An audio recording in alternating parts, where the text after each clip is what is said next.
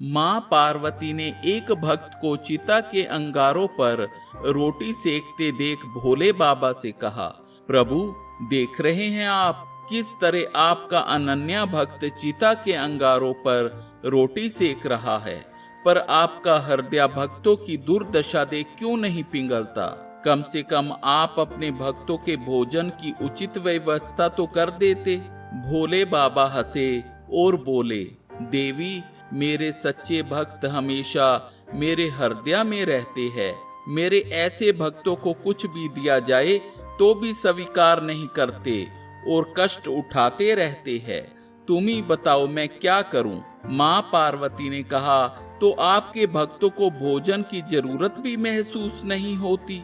भोले बाबा ने कहा, अगर विश्वास नहीं तो समय जाकर ही पूछ लो, मेरे भक्त की परीक्षा समय ही ले लो। माँ पार्वती ने भिखारन का भेष बनाया और शमशान में भर्तरी के पास पहुंच गई और बोली, बेटा बहुत भूख लगी है, कई दिनों से भोजन नहीं किया, क्या थोड़ा भोजन मुझे भी दे सकते हो?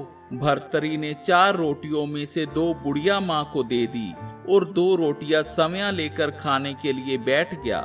बुढ़िया माँ ने कहा, बेटा मेरे बूढ़े पति भी घर पर भूखे हैं, क्या कुछ रोटियां और मिल सकती है?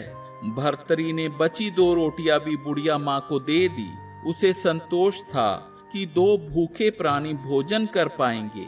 भर्तरी ने पानी पिया और वहां से चल पड़े। बुढ़िया ने पुकारा और कहा, बेटा कहाँ जा रहे हो? मैं तुमसे बहुत प्रसन्न हूँ, जो चाहे मांग लो।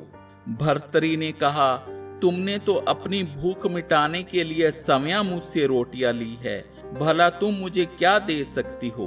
पार्वती माँ ने अपना रूप दिखाया और कहा, मैं सर्वशक्ति जगदम्बा हूँ, मैं तुम्हारी उदारता से अति प्रसन्न हूँ। समय भूखे रहकर दूसरों का पेट भरने वाले भक्त को मैं दुख में नहीं देख सकती।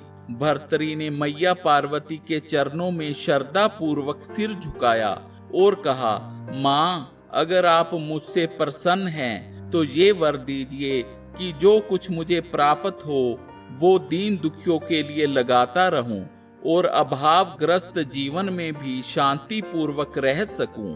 माँ पार्वती ने तथास्तु कहा और भोले बाबा के पास वापस पहुंच गई।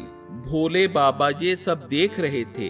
वे माँ पार्वती से बोले, देवी मेरे भक्त इसलिए दरिद्र नहीं कि उन्हें कुछ मिलता नहीं, बल्कि उनकी उदारता उनसे अधिकाधिक दान करवाती रहती है और वे खाली हाथ होकर भी धनवानों से अधिक संतुष्ट रहते हैं।